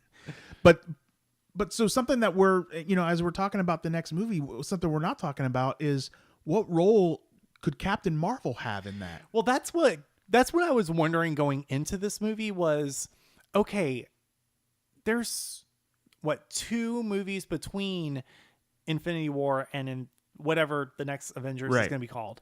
So it's Ant-Man and the Wasp this year, and then Captain Marvel next March. Right. And then Avengers comes out next May. And Captain Marvel takes place in the 90s, so it's going to be kind of it's going to be a prequel to set up this character, because I fully didn't know that was the symbol when I saw it. Okay. And I think most people, I heard a lot of, what's that? Yeah. It's kind of like the same at the end of the Avengers when they showed Thanos, and I heard people go, who's that? Yeah. So I thought he did a really good job of building up, okay, this is going to be a big deal character, because now everyone who saw this movie is now wondering who this Captain Marvel is, and we're going to get this awesome prequel movie to show us who she is, so that when she shows up in next Avengers, it's going to be a huge deal. I mean, she's essentially like a Superman, Yeah. powers wise. Yeah. But that brings me to, so what's so great about them killing off all these characters at the end of this movie is it'll allow all these other characters who didn't get in this one to come. So Ant-Man and the Wasp will get brought in. I mean, it'll kind of be the same as it was in Civil War. He was kind of just brought in to be another person in that. And then it's going to be like, oh, half the Avengers are dead. We need you to come in again. Yeah. So they'll get to come in, and then Captain Marvel, I'm sure they'll bring Hawkeye back. So they'll get to bring in some of those characters who didn't get screen time in this one, who can come back and have their moment in the next. I think that's what's going to happen. Yeah. And because what are they going to do for, we just had this movie where all these characters, we're going to have most of an entire movie with half of the characters. That's going to feel a little weird. Yeah. I mean, obviously it's going to start out that way. So I'm curious in how quickly. I think I bet it'll be maybe between halfway and 2/3 through the movie. Because I think there's going to have to be this big epic end battle with all of them. So I think I think the big turning point in the movie is going to be when they're able to bring everyone back. And then there's going to be this big battle and things start to turn against them. And that's when some sacrifices are going to have to be made for real. Yeah. I think it'll kind of be that three act structure where first act is going to be the original Avengers figuring out what happened. Second act is going to be getting the new Avengers back, and then third act will be kicking ass and then calling it a day. Yep, that's exactly what I think it's gonna. I mean, of course, there's gonna be some nuance and surprise, right, Marvel awesomeness about it, but I feel like that's. Oh my gosh, maybe we should have said spoiler alert for next Avengers, because we are nailing it. Right. But no, they're clearly setting it up like that, and yeah. I think there's gonna be a big moment where maybe Captain Marvel doesn't come in until towards the end of the next Avengers movie and saves it. I don't know, but I'm really excited to see where they go next. They did a good job of leaving us with quite the cliffhanger here. Yeah, agreed. But I did like, one of the things I appreciate about that final scene, the end credit scene, was we only got to see this. And one criticism maybe is we only got to see this. Half the population of the universe just vanishes, but we really only see the Avengers. We don't see the effects of like if that actually happened, yeah, planes would be crashing into buildings and cars would be and that's crashing. and they did kind of And show so they that showed in a the little, end you get a credits. taste of that Yeah. at the end. And so it's going to be very interesting to see this world / potentially worlds Right. where half the population just doesn't even exist anymore. The interesting thing I thought too was that this is the first time in a while where, maybe even ever, that it's only been one end credit scene. Like a lot of times they have that like mid credit scene and then the end credit scene. I feel like, I want to say when they started, it seemed like they only did the one, and then they started doing multiples. That could be true. I know. So rewatching Avengers, yeah. So they had the Thanos scene, mid credit scene, and then the shawarma at the very end. But maybe it was just one at the very end, previous to that. Yeah, I don't know. But either way, yeah. I just recall I was sitting there in the theater going, when is this? I was after they like because they're doing it right after they listed the main characters. I was waiting and thinking something was going to pop up, and then the music kept going, and then more of the credits came, and I was like, oh shit, I really do just have to sit here for one last thing. Yeah, but it was a good last. It was good. It was really good. Yeah. So Pete had to ask me what does that mean? You know, the symbol on the beeper. What a great way to publicize your next movie. That symbol. That most people aren't going to know, and then they have to go people look. What does the end credit scene mean? And there's all all kinds. Oh, of who's Google. Captain Marvel? Oh, great! They're giving me a movie. Yeah, they're so brilliant. They're really so are. smart. They just print money over there. I wish I worked for them. All right. Well, I kind of feel like we've said about as much as we can say. About those are quite a few general thoughts. Quite a few general thoughts. I think we might need to move on to our takes, Mike. Let's go ahead and do that for whoever is still listening at this point. All right. So, what is your gayest take?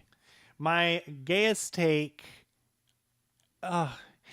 Isn't it nice to see all the Chris's on the screen together?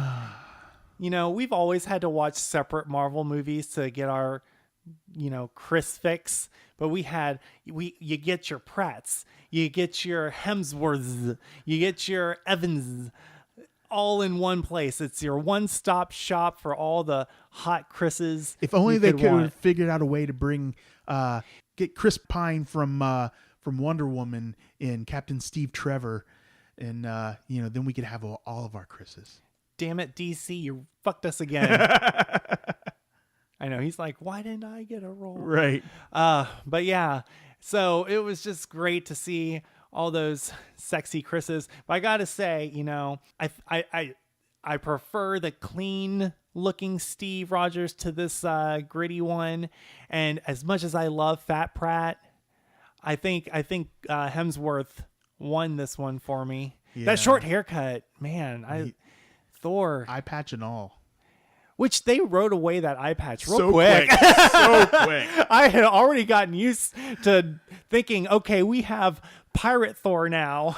Pirate Godman. It was Pirate Angel. A Pirate Angel, yeah. That's it, yeah. I was fully ready to embrace one-eyed Thor forever. And then with one little line, he gets an eye back. Yeah. I wonder if Chris Hemsworth, when they were doing Ragnarok, was, so this is like just this movie, right? And they're like, yeah, we'll work just a little it bit out. in the next one. We'll work it out. So that's my gayest take. Hot Chris. This movie should have been called Avengers Hot Chris. So my gayest take is along the same line. But it's Captain America sporting his new scruff profile look. Yeah. And, by the way, I love that moment. Black leather. I love the moment when he and Thor see each other. Captain America goes, "Hey, I like your haircut." Yeah, nice haircut. And Thor goes, "Hey, you copied my beard look. Looking good." Yeah. Yeah. That was good. So the Chris's definitely win the gayest spots in the movie. All right, so as much as we love the movie, I imagine there's some shade. There's always some shade. Yeah, I actually have 2 shades. Woo! 2 shades. All right, bring it, girl. Not 50 shades, just 2. So one shade. So they were able to bring all these celebrities in. Everyone, came in to do this movie, but Hugo fucking Weaving is too big a fucking deal. He has so much going on. He can't come back to do one fucking scene as Red Skull. They had to get a new Red Skull because what's Hugo Weaving doing that he's too busy to be in an Avengers movie? Voicing Megatron. Oh, go fuck yourself, Hugo. Agent Smith can kiss my ass. Right. You couldn't even just do a voice. V for Vindictive. Oh, that's good. Yeah. I get that. Asshole. So what? I'm down on Hugo Weaving after this movie. Like, really, Chris Pratt can film a Jurassic World and come do this, but you can't. They had to stay in this Wakanda set for 1.5 movies. These Black Panther actors, no, but you're too busy to come film one scene. Hugo, fuck yourself. Yes. Fuck you, Hugo Weaving. And my other shade. So we need to settle this. Is Scarlet Witch Russian or not? So what is up with? She is fully American, and then like every like 13th word she will throw in a little Russian accent, and that's it. But in Ultron, wasn't she like going for it with the accent? I think it was more like Yugoslavian or something like that. But oh yeah, sorry, I don't understand the dialect differences between Yugoslav and Russian. I'm probably wrong anyway, so it doesn't matter. I agree, but I thought that accent was so terrible. I'm glad that they weren't doing it. I know, but that's why it's just continuity, schmontinuity, man.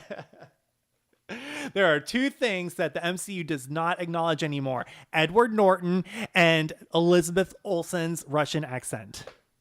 Yeah, and Hugo fucking Weaving, an asshole. Yeah, that's my shade. All right, that's some good shade. Good shade. What about you, Mike? So mine kind of has a little bit more to do with one other CGI thing that kind of bugged me about the movie. Tom Holland's airbrush penis. Are we still on that? No. So so the characters that were like Thanos's, they call him the Black Order. Yeah. Most of those characters were kind of some type of alien or whatever, but there was one. The character's name is Proxima Midnight. There was the only female one in there, but she kind of had more human characteristics and facial features. And I don't know why they chose to make her character entirely CGI, because it kind of had that uncanny valley kind of thing when she was talking. Like her mouth, it didn't look as natural as like then next to the actual human person that she was standing next to talking. And it just kind of bothered me a little bit. I kind of felt like that actress that played that role could have just been put into makeup and it would have looked better. Yeah. Yeah, that was an interesting choice. I didn't actually think about that until you just said it. Maybe Hugo Weaving could have done it. He probably could have. But we won't know because he didn't come back. What an asshole.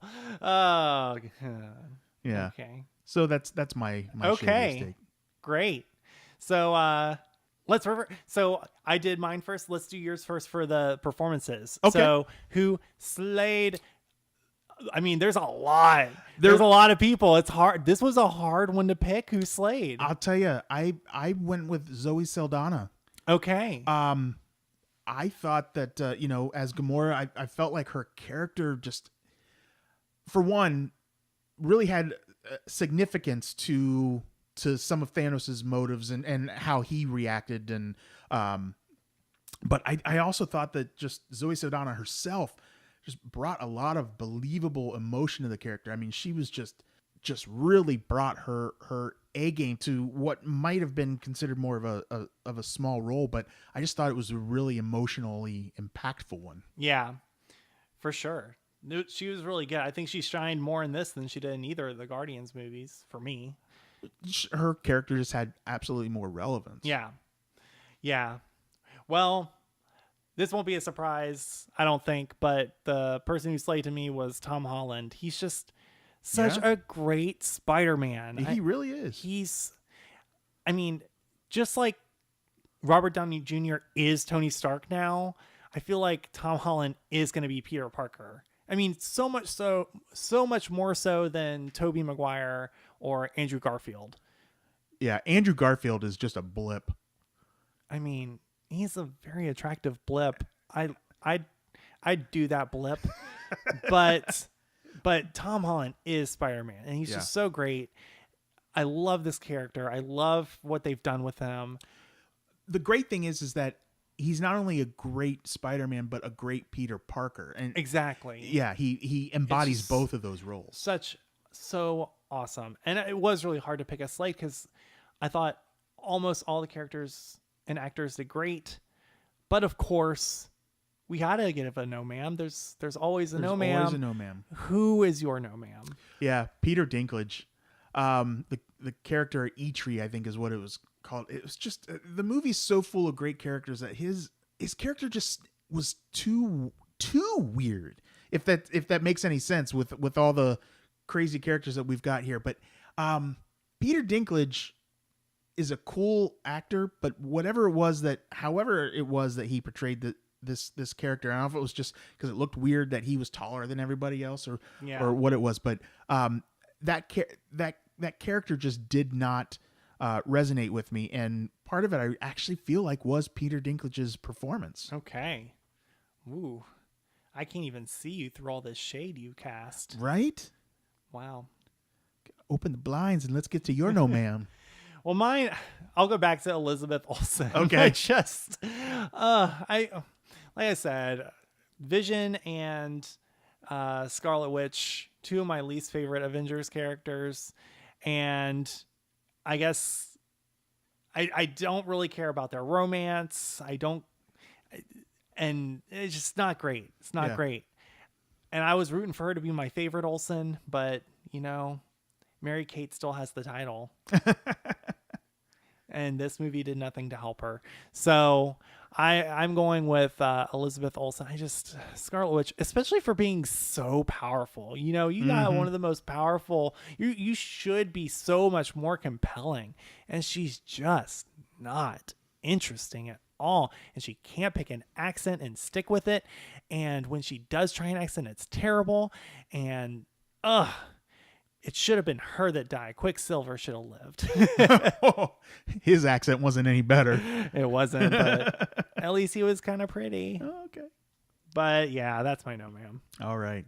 Well, let's rate this bitch. Let's rate it.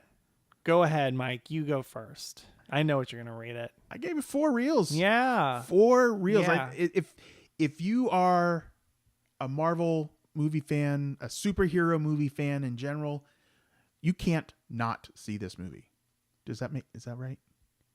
You can't not. Anyway, Why don't you just say you have to see this movie? You have to see this movie. Don't use your double negatives to try to lend more emphasis to what you're trying to say. Yes. Anyway, so absolutely 100% 4 reels. 4 reels. I second that. Yay! Second. I also am giving this 4 reels. I was looking for reasons, especially after the first time I saw it when I wasn't as high on it, to give it like 3.5. I think that's the lowest I would have given it. But like I said, the degree of difficulty in making this movie, I fully feel this is one of the most difficult movies to put together. Yeah. When you think about all these characters, all these storylines, everything that led up to this, I mean, my God, I don't know. Every quibble I have is so small for what they accomplish. I mean, hats off to everyone at Marvel who was able to make this happen. And wow. Yeah. Just wow. Yeah. It's so good. Having said that, I don't know if I like this or Black Panther more. They're so different. Black Panther was, and I know we didn't get to review Black Panther, but it was so great for the smaller scale. Yeah. This is great because of how difficult it was. I mean, Black Panther just was great because it was great. So I was thinking a lot about which one I liked more, considering, because they both came out this year. And that's going to be hard for me in my end of the year list, because they both might be in my top 10 and I don't know which one I like more. I think though, if I were told I could only watch one or the other, I would end up going with the Avengers. Well, yeah, because you basically get every character you love. Right. But yeah, I just don't know. So yeah, but solid 4 reels for Absolutely. sure. Solid Absolutely. 4 reels. All right, so let's give out some of our weekly recommendations and then wrap this up. Oh, wrap that bitch up. Let's go. Weekly recommendation. Mike, you give yours right now. All right. So as many people will probably know by now, Netflix has revived Queer Eye, what used to be Queer Eye for the Straight Guy, but it's now just called Queer Eye. So they are not limited to only helping straight guys. There is at least one of the episodes, they are helping a gay guy to come out to his friends and come out to his family. Oh, I didn't know that. Yeah, that's great. So anyway, so I just wrapped up watching the whole season. It started in February. They all came out at the same time, obviously, like Netflix does. But I finally just got done with it. In fact, the very last episode is they're at a firehouse. So, yes, please. Well, you know what? A fun fact about it. So they filmed all of them in Georgia. In Georgia, yeah. Yeah, where I hail from. The very first episode with Tom, which was a great episode. So the county that was in was the same county I went to high school in. Wow. Yeah. Paulding County, Georgia. And let me tell you this. When I came out in 2004/5,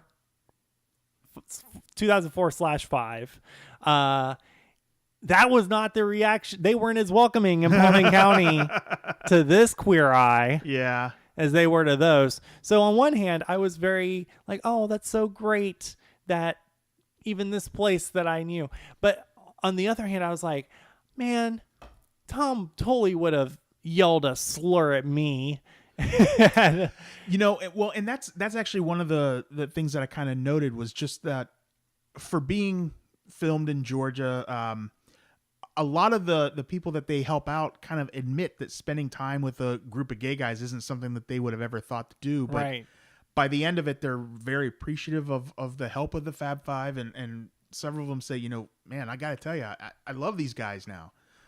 So if they're not doing anything else but broadening the eyes of some of these people, then maybe that's a good thing. Well, maybe if I had some of that Netflix money when I came out, they would have accepted me more too. There you go. Lesson learned. Lesson learned. Cool. All right. So that's mine. Great. My recommendation is also a show that you can also find on Netflix, and it is called Schitt's Creek. I've heard of it. You've heard of it. But I haven't seen it. So it is hilarious to me. It stars Eugene Levy and Catherine O'Hara, and then they have 2 kids, the son of which is played by Eugene Levy's actual son, who created the show. Okay. And he's gay in real life and is, I think, very attractive. Does he play a gay character on the show?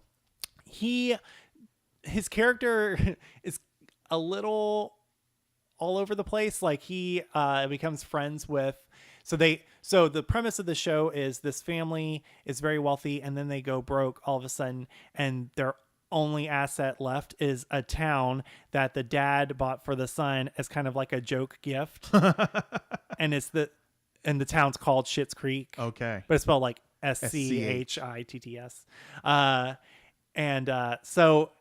So they're living in this town. It's a fish out of water concept, right? And so they live in a motel in the town, and the son hooks up with the girl who runs the hotel But I mean, he's very gay in the show. Okay. When you see his character, you're like, oh, he's so gay. And then I'm in season 3. There's 4 seasons. Only the first 3 are on Netflix. And by season 3, they are just friends, but they're both dating the same guy. Okay. Gotcha. And navigating what that is. It's so funny. I don't think it's for everyone. I think you have to have a certain sense of humor to like it. Is it kind of a dark sense of humor kind of thing? A little dark, I wouldn't say dark, actually. I would say it's very dry. Gotcha. It's not slapstick. It's a lot of just super awkward moments, a lot of very subtle kind of things. It's not super in your face. It's just, here's one scene of Catherine O'Hara acting over the top, diva, over the hill diva kind of thing. And then here's a scene of David being basically the same thing.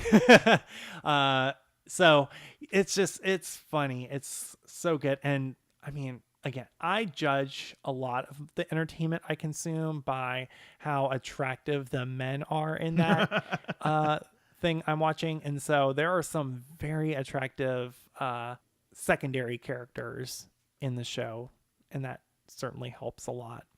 So Schitt's Creek, first 3 seasons are on Netflix. I need to figure out how to find the 4th season for when I finish the 3rd one, but it's so good. Love it. Awesome. All right. Deep breath. Deep breath. Okay. This was the long one. Listeners, if any of you know me in real life, I wish not to talk for the next week. Do not speak to me. This took forever. Mike, I don't ever want to see you again. I'll see you when the next Avengers movie comes out. All right, everybody. So we will see you next year. All right, everybody. Well, this has been fun, but it's been long. So we are going to wrap this up. Don't forget to follow us on Twitter at Real Gay and Instagram at Real Gay Movie Show. Like our page on Facebook. And also, wherever you listen, iTunes, Stitcher, Google, YouTube, whatever, please subscribe and give us some feedback. Maybe if you leave us some comments, we'll even read them on the show one day, someday. What?